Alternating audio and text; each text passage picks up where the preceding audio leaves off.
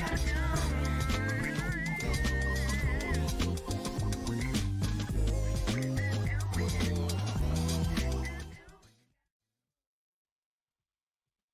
everyone, my name is Peter and I want to welcome you to Startup Exchange's very first online event. I want to thank Brandy for taking the time to run this workshop and our amazing team at Startup Exchange for putting this together. This is the first time we've done anything like this, so I expect some hiccups. But at the end of today's workshop, I think we'll have a much better framework for how we'll be running events for the next couple months. My role today, along with a handful of our awesome Startup Exchange team members, will be to work behind the scenes to ensure that the broadcast goes smoothly and everyone's questions get answered. So if you have any questions, comments, or feedback throughout the event, please make yourself heard by shooting a message into the event chat. We'll also open up the workshop to discussion at the end of the event, so be sure to stick around for that. Now, I'll hand it over to Brandy. Thank you. Hi everyone, I'm Brandy Nagel. I want to start with a sound check. Can you hear me? If you'll just put a yes or a no in the chat, the moderators will let me know we've got good sound.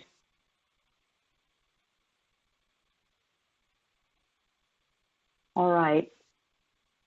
We're going to talk today about bootstrapping and why it's better. But first, I just want to do two things. First, I want to do a poll. And I think the mods are going to put a poll up that's going to ask you, how much money do you think you need? If you'll just pop over into the poll and just clickety-click whatever you think, that'll help me get some idea of what's going on. The second thing I want to do is recognize that I am in day 24 of quarantine, and I have not left my house. So, this is what my life looks like right now. I've got memes and I've got clean laundry that needs to be put away. And it's pretty hectic, right? It's weird. I'm completely busy all day long. I don't know how I did things before when I had to commute to work. And I don't know, there's like this emotional well-being issue. So I want to ask about, like, where are you working? This is what my home office looked like 2 days ago. I've actually changed it around since then. All day long, I've got Slack open so I can communicate with my team. I've got this gigantic gamer screen that my dad gave me that's enormous, and I'm not a gamer, so it's completely insane. And I've got a Trello board up all day long, and I'm just working through stuff all the time. So it's not bad, but it's weird. This is a very different work cycle. So I want to ask another poll. What describes your state of mind right now? So I am ready to jump out of my skin. That's what I'm going to click on. But I'm just wondering, how about you? Do you have ants in your pants? Are you fit to be tied? Are you in a tizzy? Are things all hunky-dory? Are you climbing the walls? Let me know in the poll or in the chat. Let me know what you're doing and how you're feeling.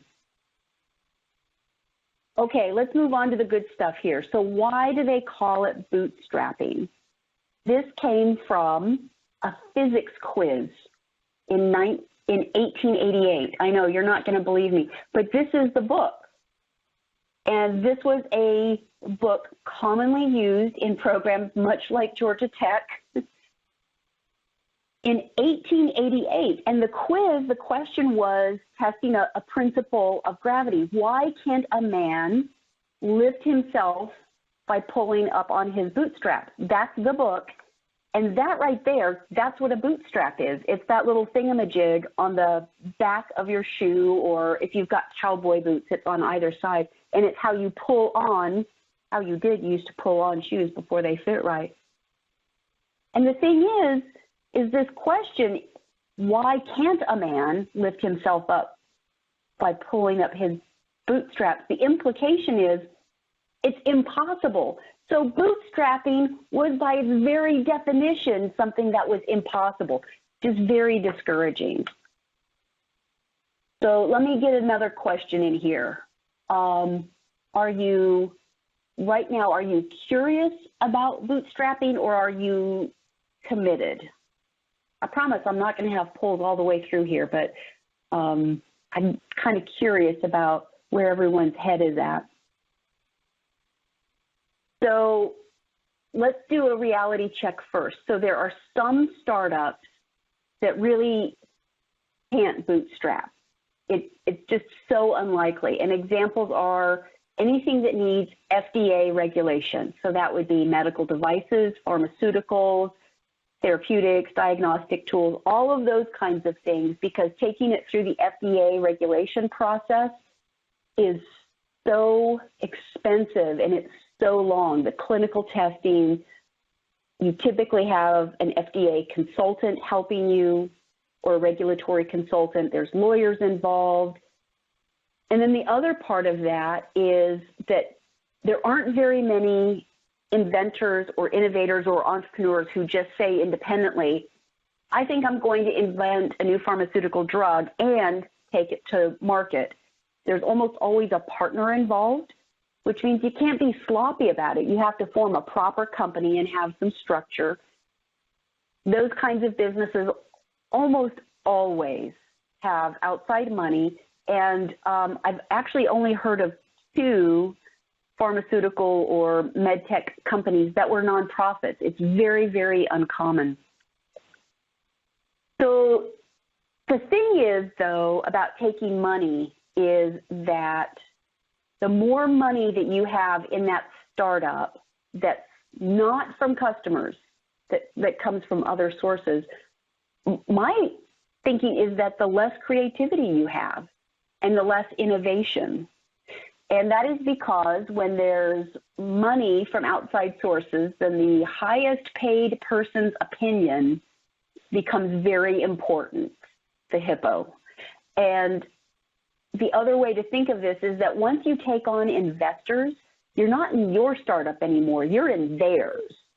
And so other people's money, OPM, it changes what a startup is, it changes the culture, it changes the structure, and very often the vision of the startup changes. And there's a few startups that I've known from beginning to all the way up to when they got Series A and B and so on. And one of the first things, not the first things, one of the things that happens fairly regularly, I think, is that the original founders get fired. So money comes in, the founders continue to take the startup to a certain point, and then they get fired. And this happens so often because the things that make a founder successful are not always the things that can make a business scalable. And at first I thought this was about age, but I've come to realize it's not that the founder is too young, because I've seen this happen with founders of different ages.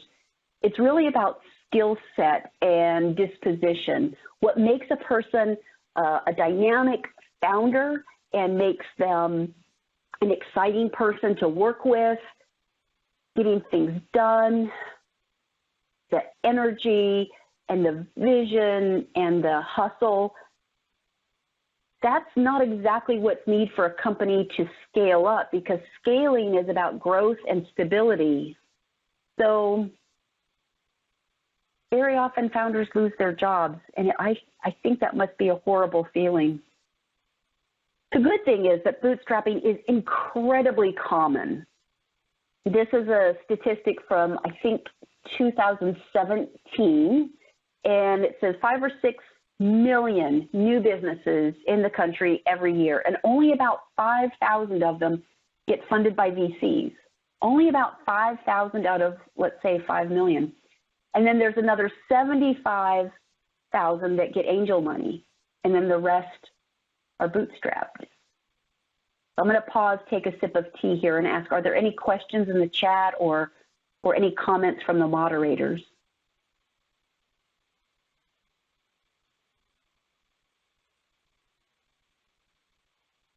All right, I'm going to keep rolling.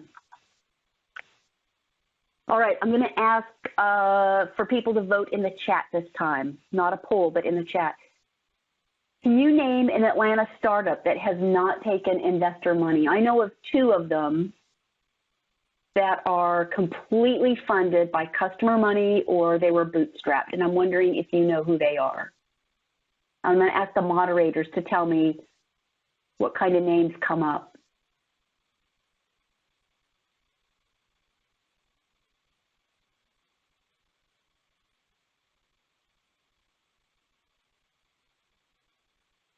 We got a couple MailChimps. Yeah. Anyone else?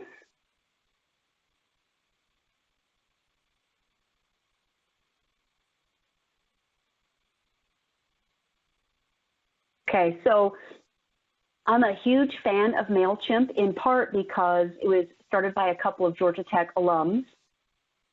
And the other one that I'm thinking about also started by a couple of Georgia Tech alums, and that's Fix.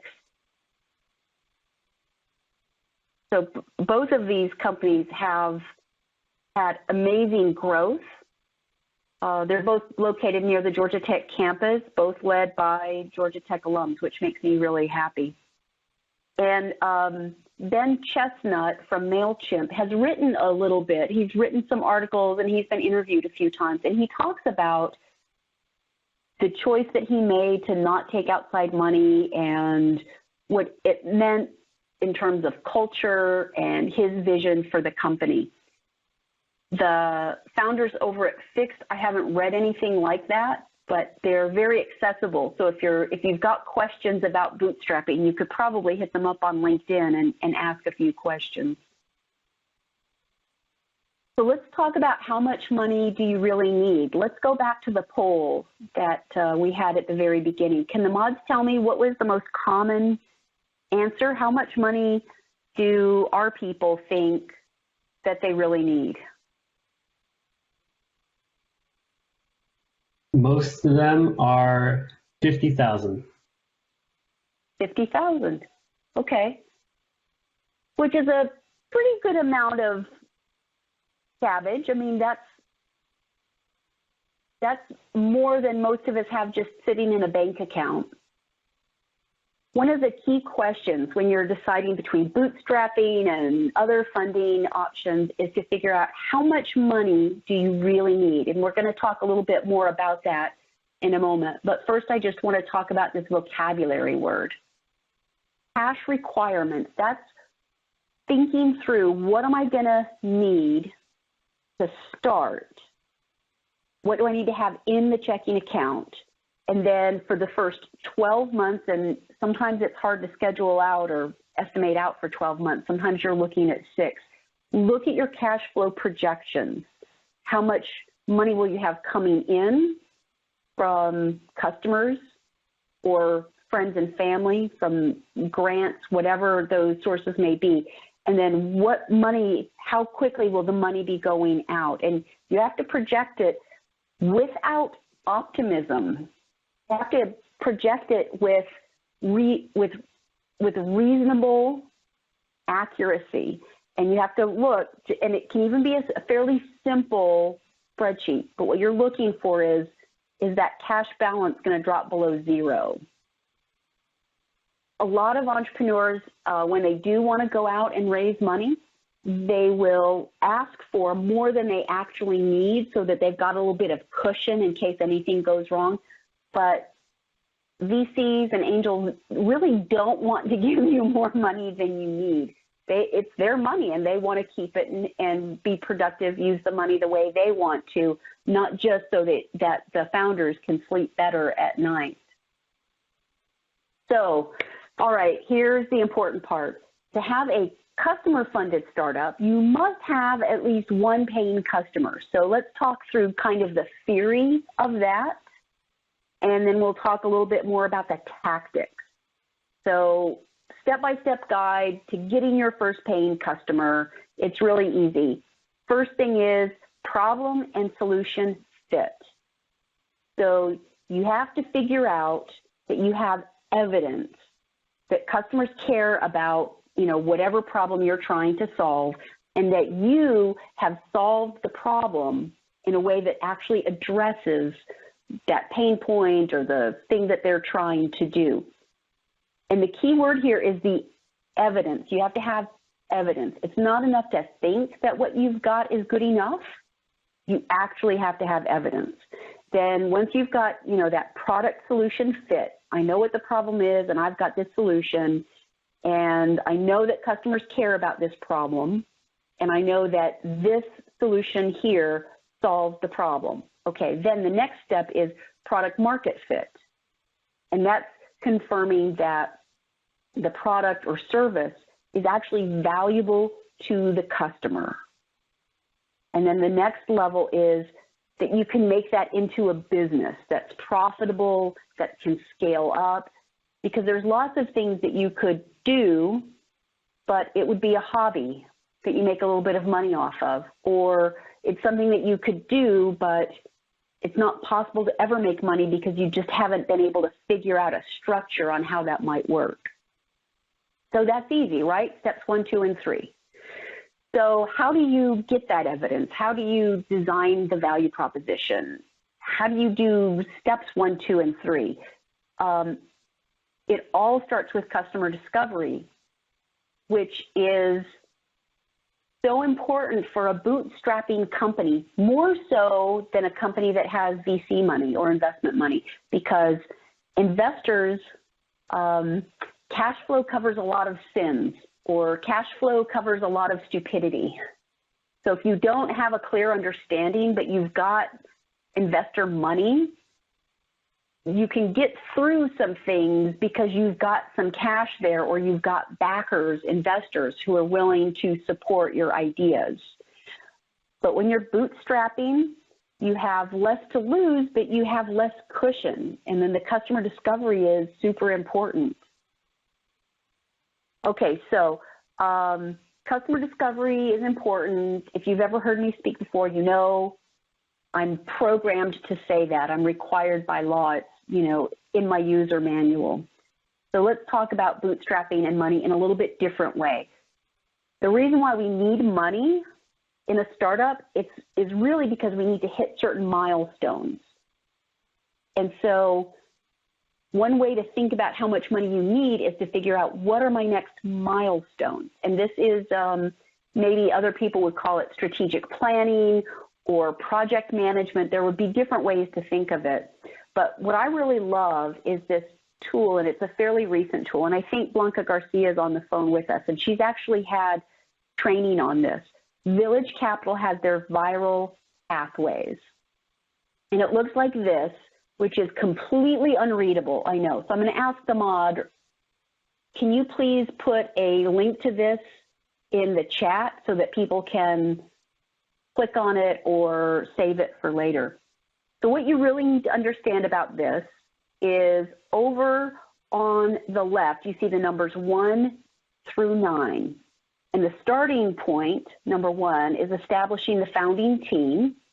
And this assumes that you'll go step by step all the way up to an exit. And so you see the colors of the rainbow.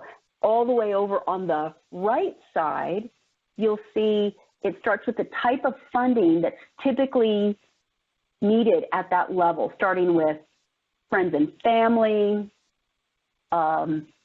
Bootstrap is in there. God, the print is so tiny. And then it goes all the way up to getting acquired. But what's in the middle is important. It aligns across, right?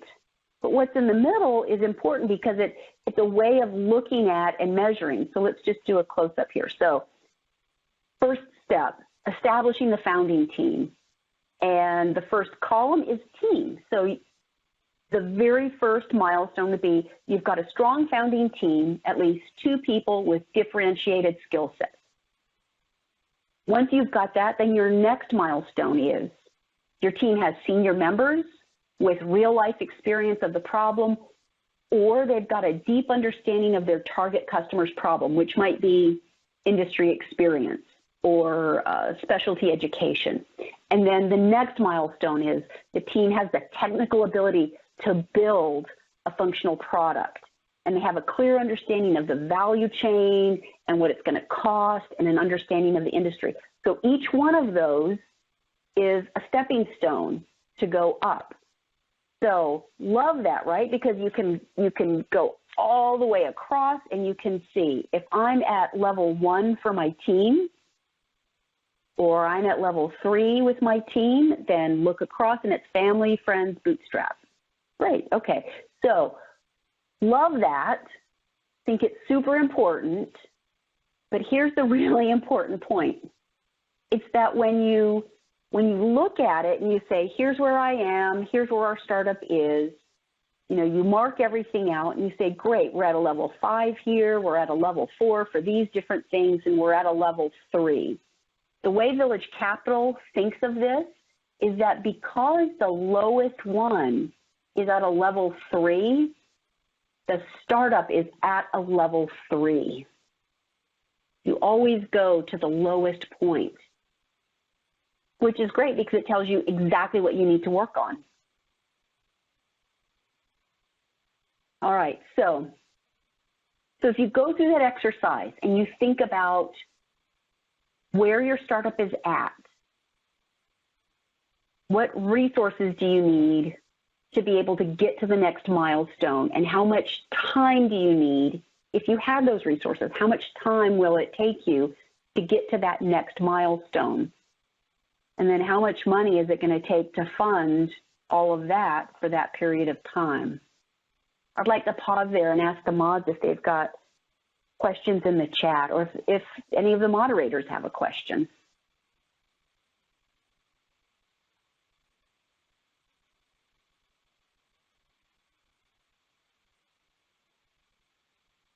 All right, I'm going to go to the next slide.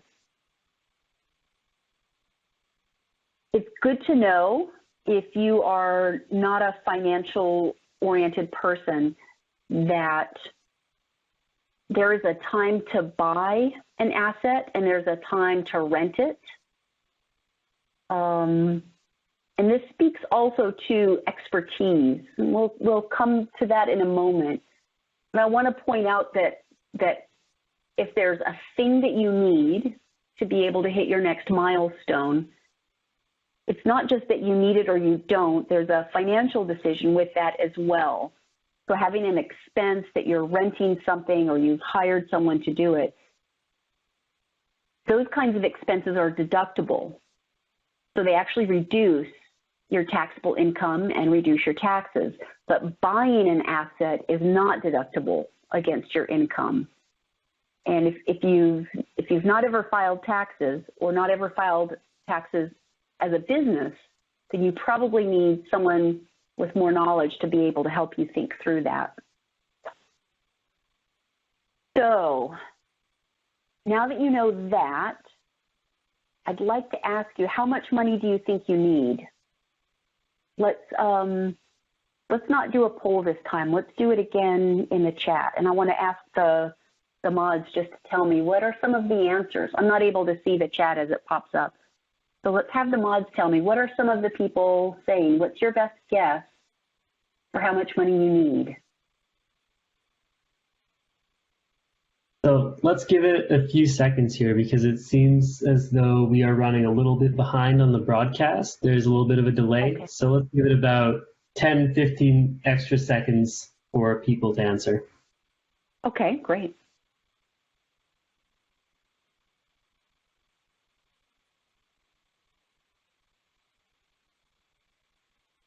And we do have a question that came in here. When do you know that you're ready for VC funding based on that chart you put up? Oh, yeah, great question. Let's run back to it. Trying to get to a slightly better version of it. So you should look at it online, but starting at the lowest level, it's just friends, family, bootstrap, and then at level 4, angel and seed funding. Level 5, you'd be starting to talk with VCs. Level 6, working with, I think it says institutional VCs for first sales and market expansion. And then level 7 and 8, close institutional VC for recurring revenue and growth. And then level 9 is acquisition. And I think that this model is probably generally correct for 95% of the businesses. There might be a few industries where the numbers are a little bit, where the levels are a little bit different, but probably not substantially different. So for a pharmaceutical drug, the grants for R&D, which is typically happening at levels 2 and 3. For a pharmaceutical drug, it's probably starting at level 2 and probably goes on maybe through level 5. I would probably expand that up. But in case the question was more intuitive, like when do you know that you're ready to go talk to a VC? Here's milestones written out for you, and you can do a self-assessment. But if the question's more about should I bootstrap or should I talk to a VC, or is working with a VC the right thing for me? I don't know. I wrote a blog post a while ago saying we should not be teaching undergrads to go after VC money because I think it's not the right path for most undergrads. And I'm privileged to work with some really sharp people. I don't think it's that undergrads are smart enough. I think many of them just don't have enough life experience or judgment to be able to identify who's taking advantage of them or who really has their best interests at heart. And venture capitalists are playing a very serious game. So I'm not sure if that answers the question. Can we look for an answer now? How much money do we think we need now?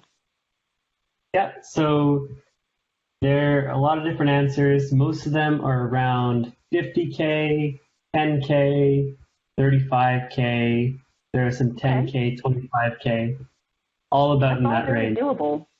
Okay, that's really doable. That's good. I was just afraid people were going to come in and say, yeah. We have one more question. If you can answer that. How do you know how much money you need if you have a new startup? Do you look up the industry you're in? What if you're working on an app? So my experience with apps is for a very simple app, you should not need any outside money.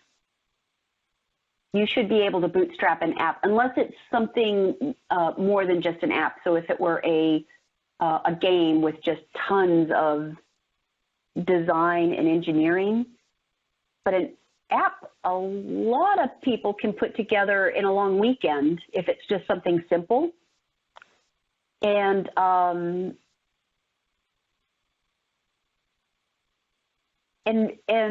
just make it freemium and throw some ads on there and run it as a minimum viable product. Just see how you can do. One thing that we don't talk about in this context, but I think is important, is this idea of iterating and making small bets. So if you have an app in mind, build an app with just some very simple features and benefits and put it out there and get some feedback and then iterate on it. It should really only take you your time and maybe a few $100s. There's a lot of businesses you can get into that aren't terribly expensive, and I think apps are one of them. And if you're a person who doesn't have the skill set to build an app by yourself, you just need to find someone who will work with you, and we'll talk about that in a moment. Okay, so money is related to milestones, and money is also related to risk. So let's talk about the risk profile. And this is kind of a play along on your own. I'll take you through it. If you've got a piece of paper and a pencil, or if you've got your iPad and a Apple Pencil or something like that, you can play along. So this is a way to think about your risk profile and where you're at right now. It's a snapshot just for where your startup is right now. So you can draw an X and a Y axis. I really like to do this on graph paper, but it's not required. there's 4 questions, and we're going to start at the top and work our way around clockwise. And I'm going to ask you a question and ask you to rank, 0 to 10. And 0 is down at the intersection. It means low, low risk. And a 10 means crazy risk. This is really something difficult. I don't have it figured out.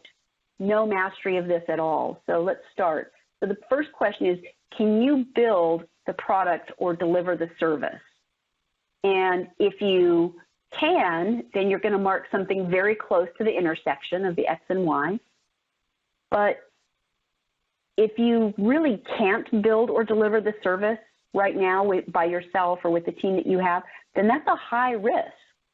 And so you should be marking, 6, 7, 8, 10 hashes up, whatever you think is right. The next question is, can your team do everything that's required? And that means the team you have right now, can you do all the sales and marketing, the operations? Do you have a way to send the invoice and do collections on the invoice?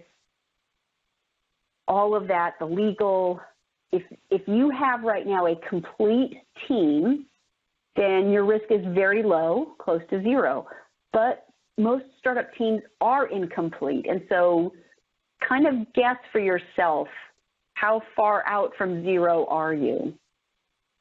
The next question is across the bottom, and it's how much money do you need? So what we just heard in the chat is a lot of $5,000, $10,000, $50,000 in that range. And so I would say for that, that's maybe 2 or 3 hash marks. That's not a huge amount of money.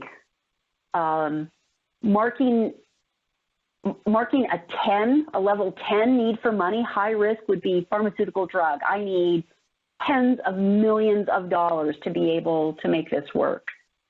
And then the last question is, do you know exactly who your customer is and why they will buy from you? And so if you know exactly who that customer is, where they want to buy, the price they want to pay, all of that, then your risk is very close to 0. But many startups are still trying to figure things out. And so put that mark far out where it belongs. Be accurate in how you think about this. So what I like to do then is just connect the 4 points and look at the space under the curve, and that's your risk profile. Then, since we're talking about money, and money's related to risk, let's think about how to reduce risk. I've got a couple of really tangible things here for you, very tactical. So when it comes time to build, you do not have to do it all yourself. You can outsource or hire skills as needed. And that can reduce that risk just by adding 1 person to your team or hiring a freelancer to do it. Now, a lot of startups will say, well, we need someone to write the code for us, so let's get a coder in here and we'll give them equity. And I'm going to advise to not do that. Don't give away your equity without a plan. If you do ultimately decide later on that you want to work with a VC, having a bunch of people that you've given equity to makes it look messy. And so you want to be thoughtful about who wins equity. And there's a book that explains it so beautifully, and it's called Slicing Pie. Slicing Pie is a way to give ownership or equity to the people who are helping you build this bootstrapped startup. It's a simple and elegant explanation. It is a fair approach. It's legal. It's transparent. It's easy to understand. And the best thing about it is that if you meet someone and you want to recruit them onto your team, but you don't have money to pay them, you can say, here, read this book, and if you're still interested, come work with me. And someone who's willing to work hard and do good work would read the book and say, got it. If that's how we're going to do it, I'm in, because I know I'll be treated fairly, and I can count on things being fair, and equal. But the person who reads this book and says, yeah, no, that's not for me, then that's not a fit, and that's okay. All right, then the other thing, this is now talking about team. Actually, I'm going to pause for a moment. I'm going to take a sip of my tea and ask, are there any questions? Because I'm going really fast. Are there any questions? We'll give it another 10 seconds or so and wait, see if there are any questions coming in.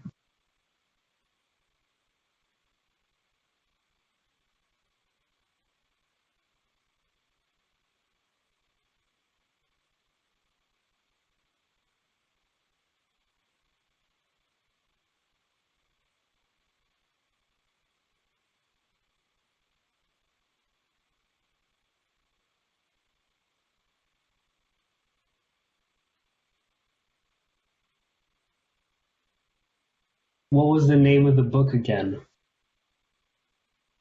Slicing Pie.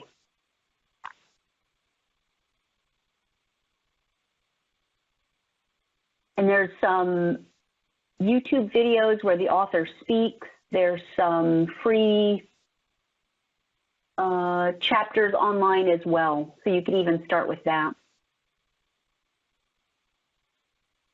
Okay, next thing, let's talk about reducing risk. The team is a really big part of a startup's success. And so I have a recommendation for you, and that's around radical candor. And radical candor is a way of communicating, and it matters with any startup, but I think it's particularly valuable in a bootstrap situation. So radical candor is a concept by Kim Scott, and she's got a great talk you'll find online, and it's about her own experience working at Yahoo and Google and one other startup. And so she was part of a team. She led her own teams throughout her career. And she came to this way of thinking about it, saying, radical candor is a way that you talk with your teammates or your reports, your direct reports. When you care personally about them, then you challenge them. You speak honestly with them and challenge them when things are unclear or confusing.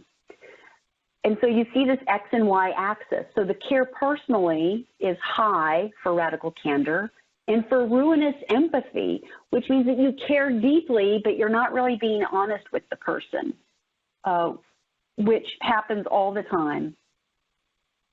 And there can be cultural elements of that too. Culturally, some parts of the world, people speak with more straightforward approaches, and in some cultures, it's less common to just blurt out the truth. So there's some cultural elements to this too. But then on the other side, challenge directly. If you do it with kindness because you actually want that person to be successful, that's radical candor. But if you challenge someone directly and you really don't care if they're successful or not, that's considered obnoxious aggression. And that's the person who's kind of a jerk, right? And it's not fun to be around that person. The thing that we say in my family with the people who are obnoxiously aggressive is we say, well, at least you know where you stand with him. True. Not always a delightful conversation, but okay. But what Kim Scott says is actually the worst is that lower left corner, manipulative insincerity. And that's where it's not honest communication, and there's not a concern for the other person's success. And so it's sabotage. It's insincere and dishonest.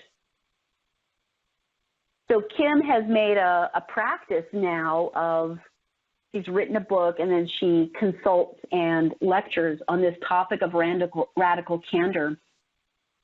And she's got some practices around it to praise people in public and criticize them privately, some things like that.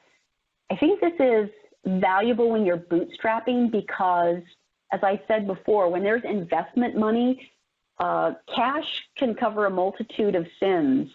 And when there's not a cushion of money, then sometimes it feels like there's less air in the room, and it can feel less secure. If you can work as a team in that space of radical candor where you're working for everyone to be successful and you're being honest with each other, that's a great recipe for respect and for success, for fewer errors, for more innovation, for a more inclusive environment. All of these things are so positive for the culture and for the profitability of a company.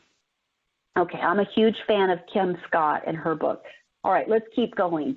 I've got a few other ways to talk about reducing risk. So we talked about build, outsource, hire skills as you need, and focus on your core competencies. We talked about team, about, oh, my door creaked open, sorry.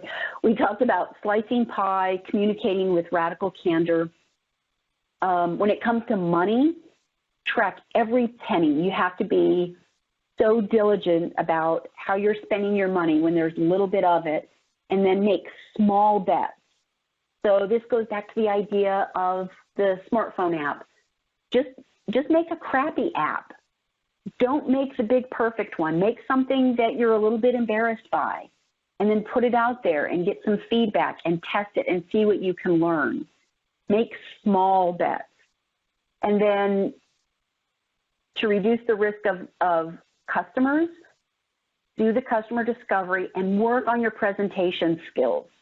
This is related to radical candor, but it's something more than that.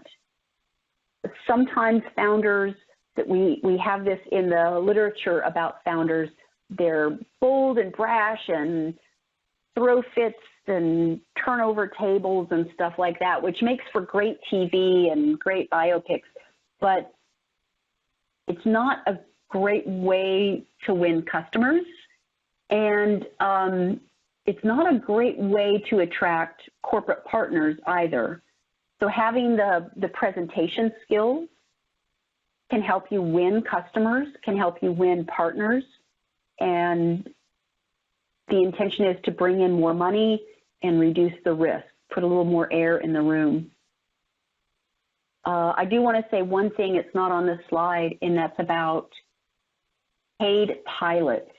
So if you're working on something that's a business to business, what I hear a lot of founders say is, I need a company to use the thing, and so I'm willing to give it to them for free just so I can have them work the bugs out of it and get the experience or get the exposure.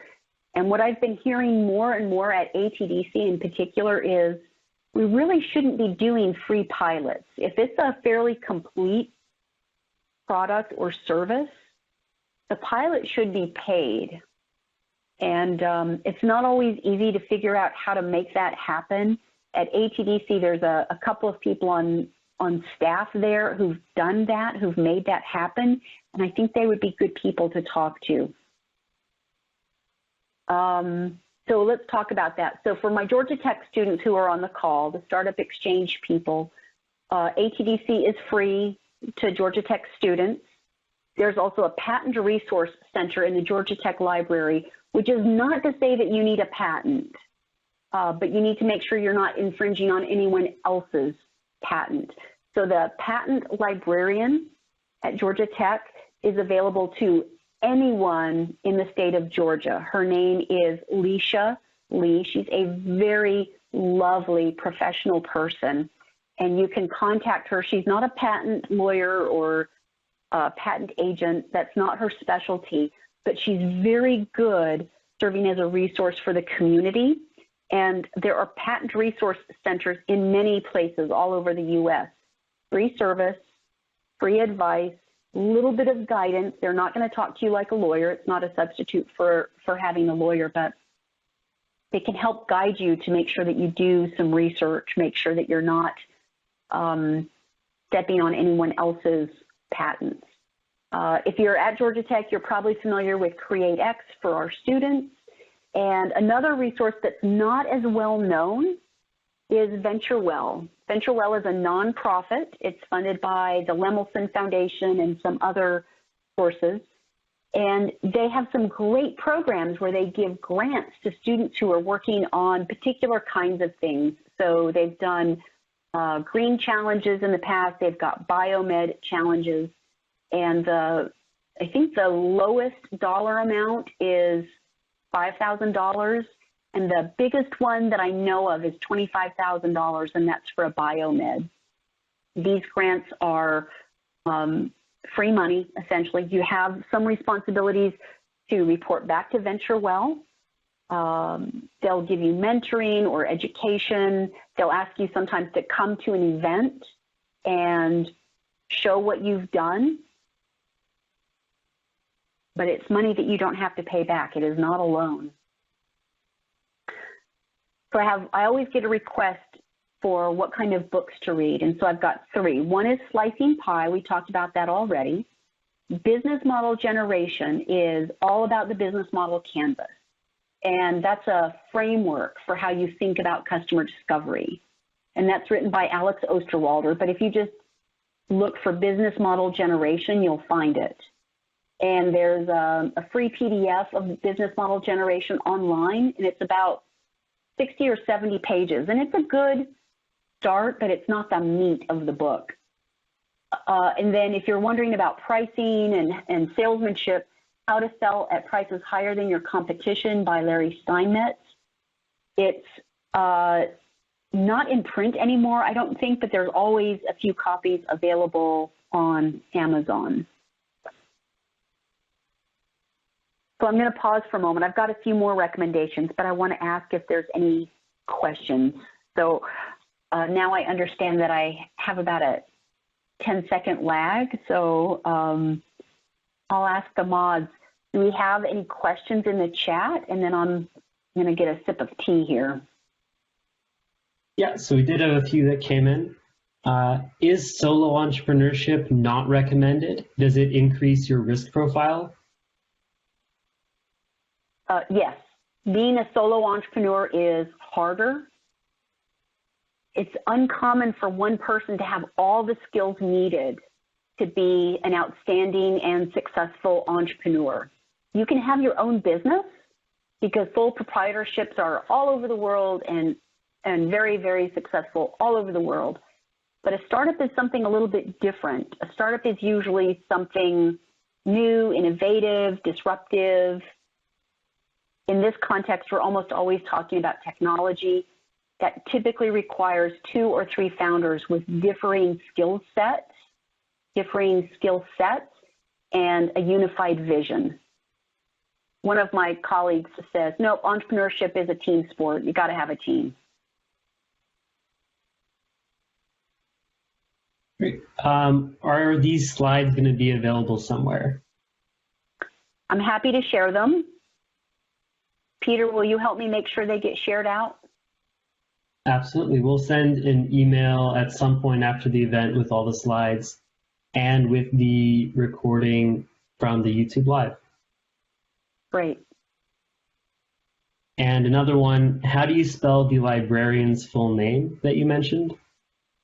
Oh, yeah, great. It's maybe someone can put this in the chat. Her name is Lisha, Lisha. Last name is Lee, Li, Lisha Lee. She's just this lovely, lovely human being.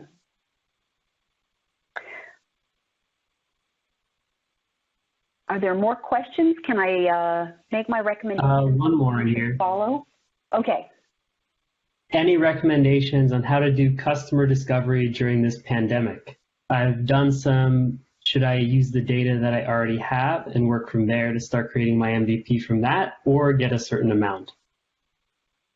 Yeah, okay, so I'm a big fan of customer discovery. It's really how I got all of my training on entrepreneurship.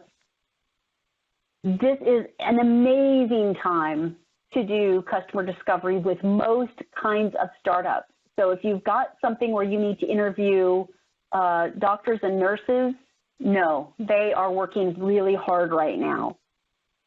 But many other people right now have this kind of weird flexibility. A lot of us, we don't have a commute right now. Some of us are ready to climb the walls because we're bored out of our minds and would be delighted to talk with you about our own experiences. So I think this is a great time. Now, here's the magic numbers. Here's what we know about customer discovery.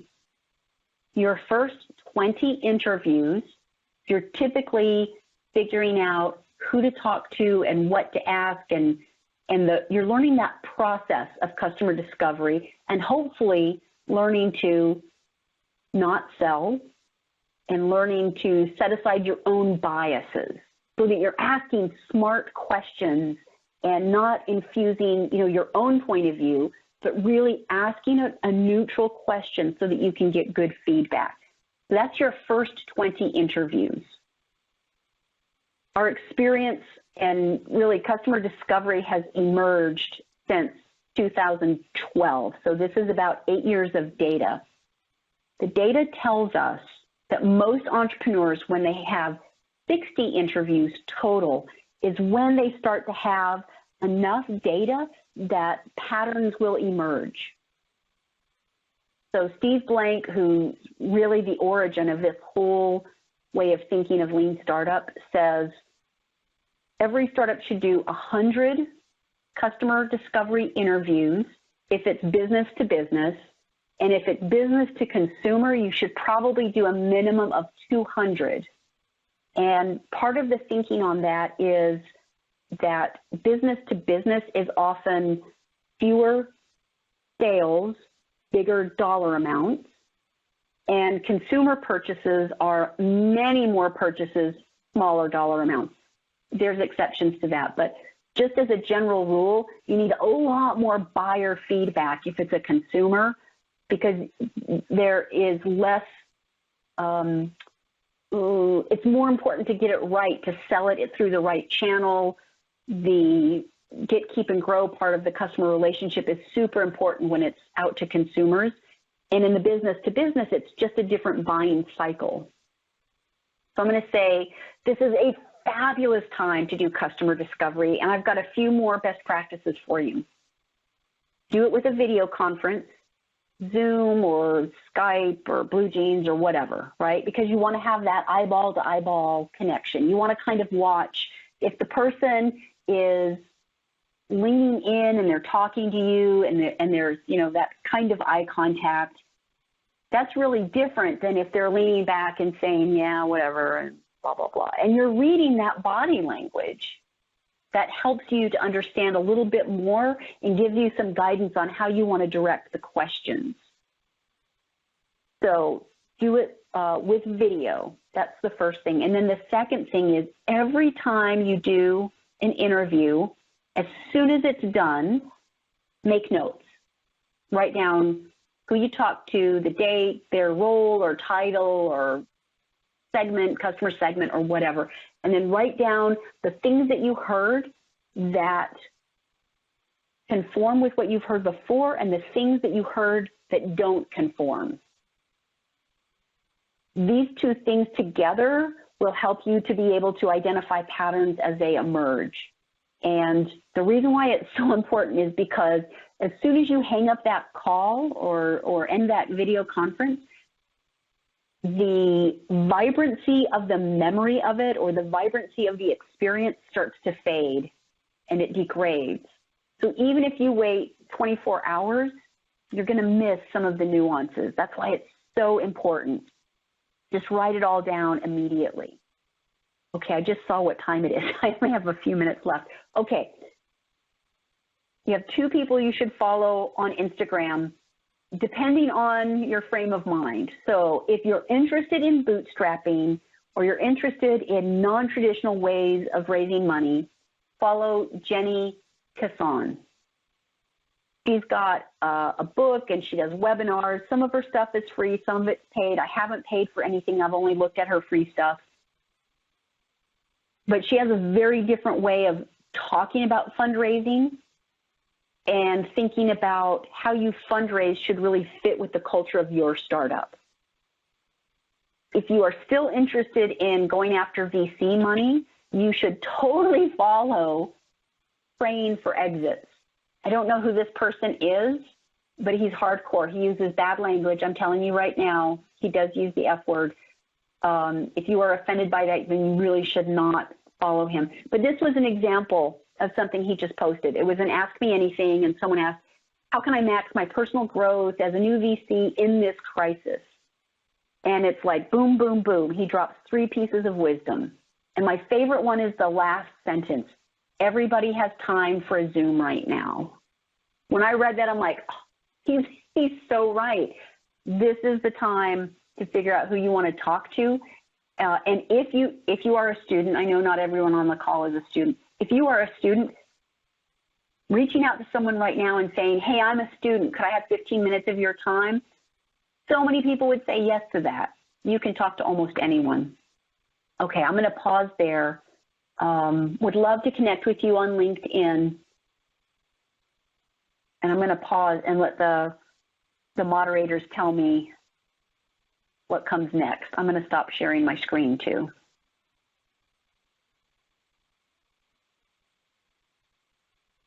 All right, I want to thank everyone so much for attending our very first virtual event. I think it went awesome. Thanks so much, Brandy. We're going to break it out into an open discussion and take some live questions from the audience.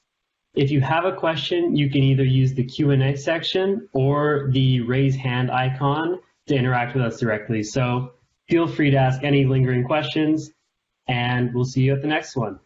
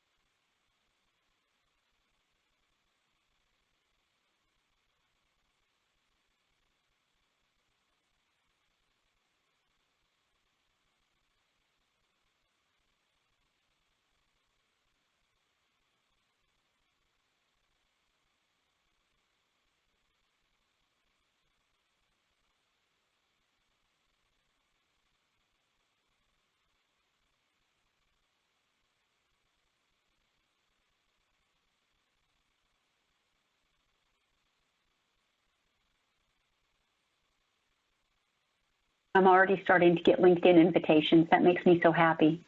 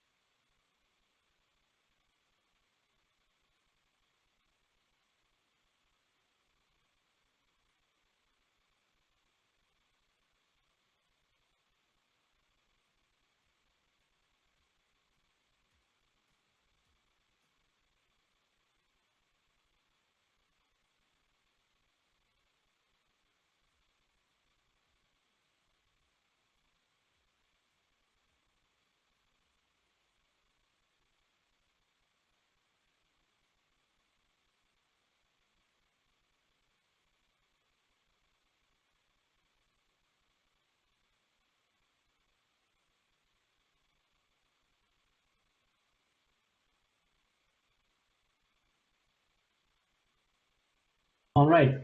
Thank you, everyone. Feel free to connect with us and Brandy on LinkedIn. Follow our social media accounts for updates on our next event.